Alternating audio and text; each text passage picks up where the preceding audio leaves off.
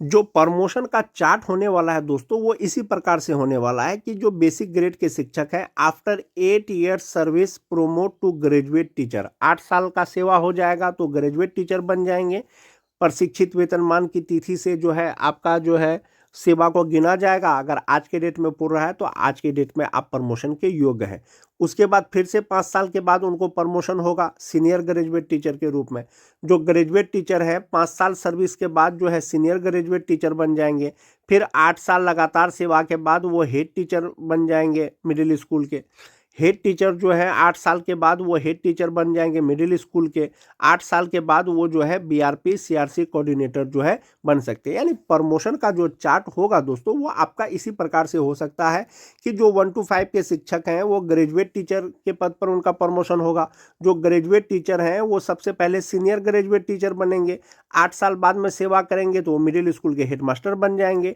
जो head teacher हैं वो मिडिल स्कूल के हेड टीचर पर उनका जो है जो एचएम है उस पर प्रमोशन होगा। और फिर लगातार 8 साल सेवा के बाद उनको वो जो है बीआरपी या सीआरसी कोऑर्डिनेटर बन सकेंगे। तो इस प्रकार से जो है प्रमोशन होगा।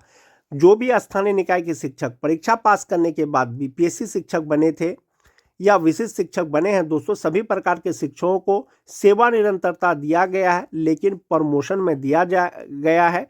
पहले का सेवा को का जो गणना होगा दोस्तों, वो योगदान की तिथि से नहीं होगा, वो प्रशिक्षित वेतनमान की तिथि से किया जाएगा। उसी के अनुरूप शिक्षकों को प्रमोशन दिया जाएगा और उनको उनका वेतन बढ़ जाएगा। माननीय शिक्षा मंत्री के द्वारा स्थानांतरण वेतन और वेतन विसंगति और प्रोन्नति के बारे में सख्ती से इसका निराकरण करने का आदेश दिया गया कि शिक्षकों की उपरोक्त समस्याओं का निराकरण किया जाए। जिला पदाधिकारी छात्र शिक्षक अनुपात के दृष्टिपत शिक्षकों को विद्यालय में पदस्थापित करें। यह ध्यान में रखा जाए कि विद्यालय में सभी विषय के शिक्षक उपलब्ध रहे। अवकाश हेतु जो आवेदन जिला शिक्षा पदाधिकारियों को प्राप्त होते हैं उन्हें लंबित नहीं रखा जाए। यानी विशिष्ट शिक्षकों का जो भी वेतन है विसंगति है, जैसे बहुत से शिक्षकों का बेसिक पे कम पर उनका वेतन निर्धारण हुआ था एचआरएमएस पोर्टल पर, तो ये सब चीज़ का निराकरण कर दिया जाना है। समीक्षात्मक बैठक में अपर मुख्य सचिव शिक्षा विभाग के द्वारा पदाधिकारियों को क्या दिशा निर्देश दिए गए। विशिष्ट शिक्षकों के लिए 4 नंबर पॉइंट मोस्ट इंपोर्टेंट है दोस्तों कि वेतन विसंगति से संबंधित मामले में त्वरित कार्रवाई का निर्देश दिया गया है। यह भी निर्देश दिया गया है कि प्रोन्नति से संबंधित मामले के निष्पादन हेतु एक समय तालिका का निर्माण किया जाए। यानी विशिष्ट शिक्षकों में किनको प्रमोशन देना है, किनका प्रोन्नति किया जाना है, इसका एक समय तालिका बनाना है। सेवा निरंतरता का मार्गदर्शन दे दिया गया है। निर्देश दिया गया कि शिक्षकों को जो सुविधाएं दे हैं उन्हें दी जाए। यानी कि जो सेवा निरंतरता का दिशा निर्देश है वो दे दिया गया है, उसी के आलोक में विशिष्ट शिक्षकों को सेवा निरंतरता दिया जाए और प्रोन्नति का प्रमोशन का एक समय तालिका बनाया जाए, जिसके अनुरूप विशिष्ट शिक्षकों को जो है प्रमोशन और सेवा निरंतरता दिया जाए और वेतन विसंगति मामला का भी निष्पादन जल्द से जल्द किया जाए। वेतन विसंगति के मामले में किसी शिक्षक को कोई परेशानी है तो वो अपने ई शिक्षा कोष पोर्टल से अपना वो शिकायत दर्ज कर सकते हैं, ग्रीवेंस डाल सकते हैं। उन्हें संबंधित जिला शिक्षा पदाधिकारी के द्वारा उनका जो है निष्पादन किया जाएगा। तो जैसा कि आप सभी जानते हैं, जो भी विशिष्ट शिक्षक हैं, नियोजित शिक्षक हैं या विद्यालय अध्यापक हैं, उनका प्रोन्नति प्रमोशन शुरू हो गया है। जो विशिष्ट शिक्षक हैं या जो नियोजित शिक्षक से परीक्षा पास करने के बाद बीपीएससी शिक्षक बने हैं, विभाग ने उनको सेवा निरंतरता देने का निर्णय लिया है। सेवा निरंतरता जो देने का निर्णय लिया है वो किस रूप में लिया है? आपके प्रोन्नति के रूप में। यानी जो नियमावली के अनुसार जो नियोजित शिक्षक का है, कालबद्ध प्रोन्नति के लिए 12 वर्ष का सेवा होना चाहिए या प्रशिक्षित वेतनमान का 12 वर्ष होना चाहिए। जो विशिष्ट शिक्षक हैं या विद्यालय अध्यापक हैं, उनका लगातार 8 साल का सेवा होना चाहिए, तब आपका प्रोन्नति होगा। चूंकि विभाग ने निर्णय लिया है, अब आपके जो पहले का सेवा है उसको गिना जाएगा, जो नियोजित शिक्षक के रूप में कार्य किए थे। अगर 8 साल आज के डेट में आपका पूर्ण जाता है प्रशिक्षित वेतनमान की तिथि से, तो आज आपका प्रोन्नति हो जाएगा, चाहे वो विशिष्ट शिक्षक हो चाहे वो विद्यालय अध्यापक हो। जहां तक बात नियोजित शिक्षक का है, उनका कालबद्ध प्रोन्नति होगा 12 वर्ष लगातार सेवा के बाद। जो प्रोन्नति से संबंधित जो रिसेंट का लेटर है दोस्तों, इस तरह से बहुत से जिला के द्वारा पत्र निकाला गया है, लेकिन ये पत्र को आप देख रहे होंगे ये 18 मार्च 2026 का है। जिला कार्यक्रम पदाधिकारी स्थापना वैशाली के द्वारा निकाला गया है। किस प्रकार से आपका प्रोन्नति होगा, प्रोन्नति के उपरांत या सेवा निरंतरता के बाद आपका वेतन पर क्या प्रभाव पड़ेगा, इस पर चर्चा करेंगे दोस्तों। वीडियो शुरू करने से पहले एक रिक्वेस्ट है दोस्तों, जो लोग मेरे चैनल को सब्सक्राइब नहीं किए हैं कृपया चैनल को सब्सक्राइब कर दें और बेल आइकन को दबा दें। तो चलिए बढ़ते हैं आगे। कार्यालय जिला शिक्षा पदाधिकारी वैशाली, कार्यालय आदेश है दोस्तों। सचिव शिक्षा विभाग बिहार पटना के ज्ञापांक आप देख पा रहे होंगे 7/3/8/2025 और पत्रांक 4207 दिनांक 22 नवंबर 2025 एवं ज्ञापांक 7/3/8/2025 142 दिनांक 12 जनवरी 2026 के आलोक में बिहार राज्य विद्यालय अध्यापक नियमावली 2023 एवं बिहार विद्यालय विशिष्ट शिक्षक नियमावली 2023 में कक्षा 1 से 5 के विशिष्ट शिक्षक हो या विद्यालय अध्यापक हो, इनका 6 to 8 के विशिष्ट शिक्षक या विद्यालय के अध्यापक के पद पर, जो 6 to 8 के विशिष्ट शिक्षक हैं या विद्यालय अध्यापक हैं वो 6 to 8 के वरीय विशिष्ट शिक्षक या विद्यालय अध्यापक के पद पर, जो 9-10 के शिक्षक हैं वो 11-12 के विद्यालय अध्यापक या विशिष्ट शिक्षक के पद पर, जो 11-12 के विद्यालय अध्यापक या विशिष्ट शिक्षक हैं 11-12 के वरीय विद्यालय अध्यापक या विशिष्ट शिक्षक के पद पर। प्रोन्नति के प्रावधान अंतर्गत प्रोन्नति के लिए निर्धारित काल अवधि की गणना में स्थानीय निकाय अंतर्गत प्रशिक्षित शिक्षक के रूप में किए गए कार्य अवधि की गणना किए जाने का आदेश प्राप्त हुआ है। यानी 1 to 5 के जो विशिष्ट शिक्षक हैं विद्यालय अध्यापक हैं, इनका 6 to 8 के विशिष्ट शिक्षक या विद्यालय अध्यापक के पद पर होगा। जो 6 to 8 के हैं उनका 6 to 8 के वरीय विद्यालय अध्यापक के पद पर, जो 9-10 के हैं 11-12 के, जो 11-12 के हैं वो 11-12 के वरीय विशिष्ट शिक्षक के पद पर उनका प्रोन्नति दिया जाएगा। और इसके लिए दोस्तों जो प्रशिक्षित वेतनमान का जो उनका तिथि है स्थानीय निकाय रहते हुए यानी नियोजित के रूप में जो वो कार्य किए हैं उसका गणना किए जाने का आदेश प्राप्त है। उपरोक्त परिप्रेक्ष्य में सभी प्रखंड शिक्षा पदाधिकारियों को निर्देशित किया जाता है कि अपने प्रखंड अंतर्गत प्राथमिक विद्यालय, मध्य विद्यालय, माध्यमिक विद्यालय एवं उच्च माध्यमिक विद्यालयों में पदस्थापित कार्यरत वैसे विशिष्ट शिक्षक विद्यालय अध्यापक जो उपरोक्त प्रावधान से आच्छादित हो रहे हो की सूची प्रपत्र क में प्रविष्ट करते हुए सॉफ्ट एवं हार्ड कॉपी में जो है कार्यालय को जमा करना था। चूंकि यह पत्र पहले का है दोस्तों, तो प्रक्रिया सभी जिला में लगभग प्रोन्नति का शुरू हो गया है, चाहे वो विशिष्ट शिक्षक हो, चाहे वो नियोजित शिक्षक हो, चाहे वो विद्यालय अध्यापक हो।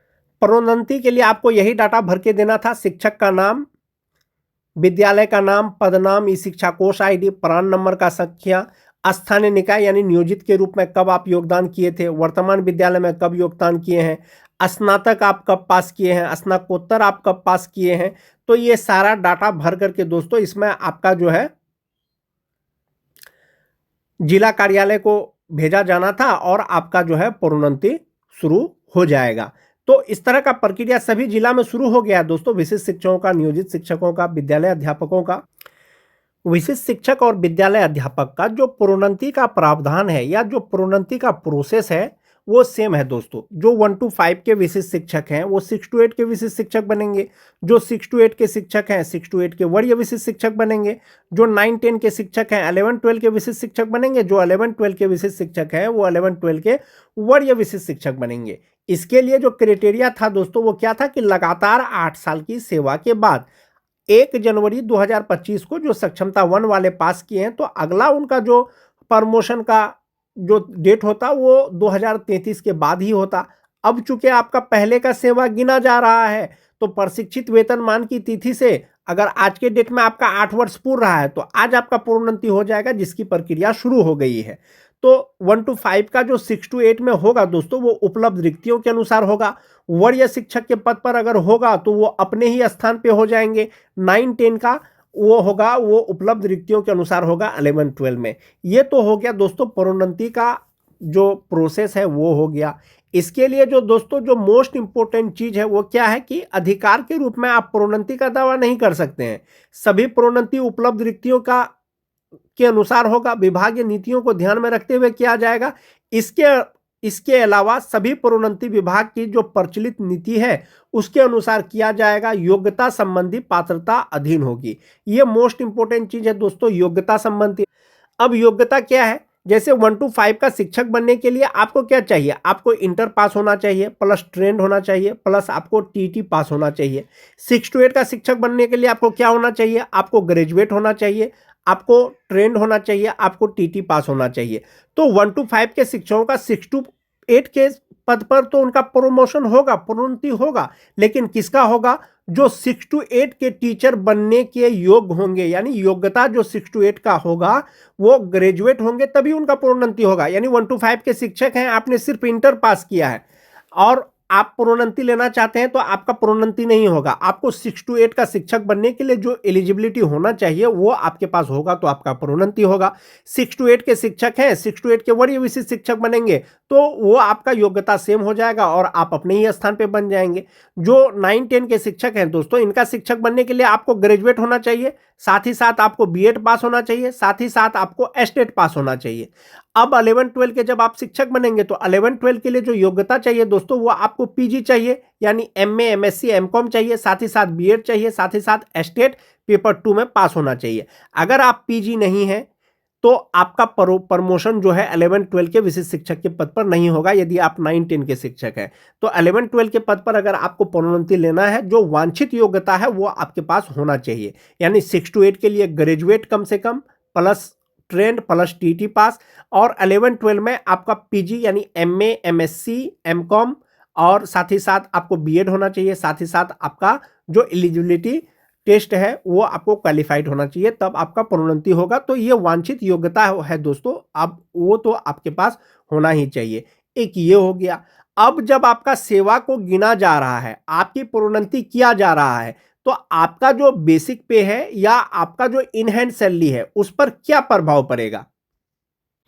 जो भी राजकर्मी शिक्षक हैं, चाहे वो विशिष्ट शिक्षक हो चाहे वो नियोजित शिक्षक हो, जो फिटमेंट मैट्रिक्स टेबल है वो यही फिटमेंट मैट्रिक्स टेबल है, दोनों प्रकार के शिक्षकों को वेतन दिया जा रहा है। जो विशिष्ट शिक्षक हैं 2003-05 का अभी जो वेतन निर्धारण हुआ है या एक इंक्रीमेंट के बाद में जो उनका बेसिक पे है दोस्तों वो 32,620 रुपया होता है। बीपीएससी शिक्षक जो 2003 के थे, नियोजित शिक्षक परीक्षा पास करने के बाद बीपीएससी शिक्षक बने थे तो उनका भी 32,620 रुपया होगा। जो टीटी पास शिक्षक हैं दोस्तों उनका 28,140 रुपया होता है। जो छठा पेज वाले हैं 25,750 रुपया होता है। या 2003 के बाद का जो 6-7 के शिक्षक हैं उनका 31,670 रुपया बेसिक पे होता है। अब चूंकि आपके सेवा की गणना की जा रही है तो इंडेक्स 10 के अनुसार आपका 32,620 रुपया है, प्रमोशन होगा तो 36,530 रुपया हो जाएगा। यानी 1 to 5 से आप सीधा 6 to 8 के शिक्षक बन जाएंगे।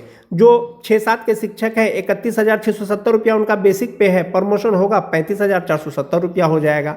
जो टीटी पास शिक्षक हैं दोस्तों 28,140 रुपया उनका बेसिक पे है, जिनका सेवा का यानी प्रशिक्षित वेतनमान का अगर 8 साल हो गया है तो उनका बेसिक पे 31,510 रुपया हो जाएगा और इसी प्रकार से उनका ग्रेड चेंज हो जाएगा। यानी बेसिक ग्रेड से वो ग्रेजुएट टीचर हो जाएंगे और उनका ग्रेड 1 to 5 से सीधा स्नातक ग्रेड हो जाएगा। उसी तरह से जो 9-10 के शिक्षक हैं, बहुत सारे नियोजित शिक्षक जो विशिष्ट शिक्षक बने हैं, चूंकि इनका बेसिक पे 31,000 से शुरू होता है तो मान लीजिए किसी शिक्षक का बेसिक पे 31,930 रुपया है। अब उनका सेवा का चूंकि 8 वर्ष हो गया है पहले का सेवा गिन करके, तो प्रमोशन होगा 11-12 में तो 32,960 रुपया होगा। इसी तरह से सभी ग्रेड के शिक्षक, चाहे वो विशिष्ट शिक्षक हो चाहे वो बीपीएससी शिक्षक हो, उनका सेवा का गणना किया जाएगा और इसी के आधार पर उनका मूल वेतन भी बढ़ेगा। एक ये हो गया। अब एक चीज है कि दोस्तों इनहैंड सैलरी पर क्या प्रभाव पड़ेगा। इनहैंड सैलरी पर क्या प्रभाव पड़ेगा उसके लिए आप ये वाला सैलरी चार्ट देख सकते हैं। सेवा निरंतरता यानी कि सेवा का गणना हो या उनका जो बेसिक पे के आधार पर जो वेतन है वो कितना होगा। अगर नियोजित शिक्षकों की बात करें, अगर नियोजित शिक्षक को आप छोड़ दें तो जो विशिष्ट शिक्षक हैं 2003-05 का उनका बेसिक पे अभी 32,620 रुपया है, चाहे वो विशिष्ट शिक्षक हो चाहे वो बीपीएससी शिक्षक हो। तो इसका जो 58% डीए है, 5% एचआरए, मेडिकल लगा करके जो ग्रॉस सैलरी होता है दोस्तों वो 61,357 रुपया होता है और इनहैंड सैलरी 48,987 रुपया होता है। आने वाले समय में यानी 2026 में ही यदि उनको प्रोन्नति मिल जाएगा, यानी उनका जो पहले का सेवा है वो गिन लिया जाएगा तो वो बेसिक पे 36,530 रुपया हो जाएगा और डीए यदि यही 58% रहेगा, अगर 58% पे अगर गणना करें तो 5% HRA, 1000 मेडिकल लगा करके जो उनका टोटल सैलरी होगा वो 68,594 रुपया होगा। NPS अकाउंट में 13,852 रुपया जमा होने के बाद 54,742 रुपया हो जाएगा। तो अभी जो 2003-5 के विशिष्ट शिक्षक हैं या BPSC शिक्षक हैं जो परीक्षा पास करने के बाद राजकर्मी बने हैं, तो आप ऐसे समझिए कि अभी उनका जो ग्रॉस सैलरी है वो 61,357 रुपया है। सेवा निरंतरता मिलेगा, प्रमोशन होगा तो 68,594 रुपया हो जाएगा। 2006-7 के शिक्षकों की बात करें जो विशिष्ट शिक्षक हैं, 31,670 रुपया अभी उनका बेसिक पे है। 58% DA, 5% HRA, मेडिकल लगा करके जो ग्रॉस सैलरी होता है वो 59,598 रुपया होता है और इनहैंड सैलरी 47,589 रुपया होता है। अब चूंकि उनका सेवा का गणना होगा तो ये इंडेक्स 9 के अनुसार उनको बेसिक पे मिलेगा, तो ये 35,470 रुपया हो जाएगा। इसमें 58% DA, HRA, मेडिकल लगा करके ग्रॉस सैलरी 66,633 रुपया हो जाएगा, जिसमें से 13,450 रुपया उसका NPS अकाउंट में जमा होगा और इनहैंड सैलरी होगा 53,180 रुपया। तो आपका सेवा का गणना होगा तो ऑब्वियसली आपका जो वेतन बढ़ जाएगा, इनहैंड सैलरी पर भी आपका प्रभाव पड़ेगा, जो आपका ग्रॉस सैलरी है उस पर भी प्रभाव पड़ेगा, और मोस्ट इंपॉर्टेंटली जो आपका भविष्य के लिए जमा होगा उस पर भी उसका प्रभाव पड़ेगा। जो 2009-10 के विशिष्ट शिक्षक हैं उनका अभी मूल वेतन 30,750 रुपया है, जो अभी 58% DA है, 5% HRA, 1,000 मेडिकल लगा करके ग्रॉस सैलरी उनका 57,894 रुपया होता है। इसमें से 11,660 रुपया उनका NPS अकाउंट में जमा होता है और 46,234 रुपया उनका इनहैंड सैलरी होता है। अब चूंकि उनका सेवा का गणना होगा तो 34,440 रुपया हो जाएगा, और इसके आधार पर जो 58% DA, 5% HRA, मेडिकल लगा करके जो ग्रॉस सैलरी होगा वो 64,725 रुपया होगा। 13,060 रुपया उनका NPS अकाउंट में जमा होगा और इनहैंड सैलरी होगा उनका 51,665 रुपया। बहुत लोग कहते हैं कि दोस्तों कि विशिष्ट शिक्षक बनने में ज़्यादा फायदा है या नियोजित रहने में ज़्यादा फायदा है, तो आप उसके लिए ये वाला चार्ट देख सकते हैं। जो नियोजित शिक्षक अभी हैं 2003-5 का, उनका बेसिक पे 32,290 रुपया के हिसाब से जो ग्रॉस सैलरी होता है 55,433 रुपया होता है, जबकि सेम वर्ष के जो विशिष्ट शिक्षक हैं उनका ग्रॉस सैलरी 61,357 रुपया होता है। प्रमोशन होगा नियोजित शिक्षकों का तो ग्रॉस सैलरी 58,432 रुपया होगा। प्रमोशन होगा विशिष्ट शिक्षकों का तो ग्रॉस सैलरी 58,594 रुपया होगा। तो सीधा सीधा दोस्तों 10,000 सैलरी का प्रभाव पड़ता है नियोजित शिक्षक वर्सेस विशिष्ट शिक्षक का। सेम चीज़ अगर 2006-7 के शिक्षकों की बात करें, नियोजित शिक्षकों का जो इनहैंड सैलरी होता है वो 50,284 रुपया होता है, जबकि जो विशिष्ट शिक्षक हैं 47,589 रुपया होता है। अगर ग्रॉस सैलरी की बात करें दोस्तों 53,884 रुपया होता है, और जो ग्रॉस सैलरी है विशिष्ट का वो 59,598 रुपया होता है। नियोजित शिक्षक का प्रमोशन होगा 2006-7 का तो उनका ग्रॉस सैलरी 56,786 रुपया होगा, जबकि विशिष्ट का 66,633 रुपया हो जाएगा। तो और जो भविष्य के लिए जमा होता है नियोजित शिक्षकों का वो 3,600 रुपया होता है, जबकि विशिष्ट शिक्षक का आप देख सकते हैं कि जिस तरह से उनका बेसिक पे बदलेगा, DA HRA बदलेगा, उनका जो NPS में जमा होता है वो भी अमाउंट बदलते जाएगा, जबकि जो नियोजित है उनका फिक्स है 3,600 रुपया। जो 2009-10 के शिक्षक हैं दोस्तों, जो नियोजित शिक्षक हैं 30,420 रुपया के हिसाब से जो ग्रॉस सैलरी उनका होता है 52,385 रुपया होता है, जबकि जो नियोजित शिक्षक बन गए हैं 9-10 का उनका 57,894 रुपया होता है। जो इनहैंड सैलरी है वो 48,785 रुपया है, 46,234 रुपया है। नियोजित शिक्षक का प्रमोशन हो जाएगा तो ग्रॉस सैलरी 55,221 रुपया हो जाएगा। विशिष्ट शिक्षक का प्रमोशन हो जाएगा तो उनका 64,725 रुपया हो जाएगा। तो लगभग 9 से 10,000 रुपया इनहैंड सैलरी का दोस्तों ग्रॉस सैलरी में फर्क है नियोजित वर्सेस विशिष्ट शिक्षक। जो मोस्ट इंपॉर्टेंट चीज़ है दोस्तों वो इंडेक्स का है। वो इंडेक्स जो विशिष्ट शिक्षक का जो इंडेक्स है वो पे प्रोटेक्शन के अनुसार फिटमेंट मैट्रिक्स टेबल पर सेट हुआ है दोस्तों।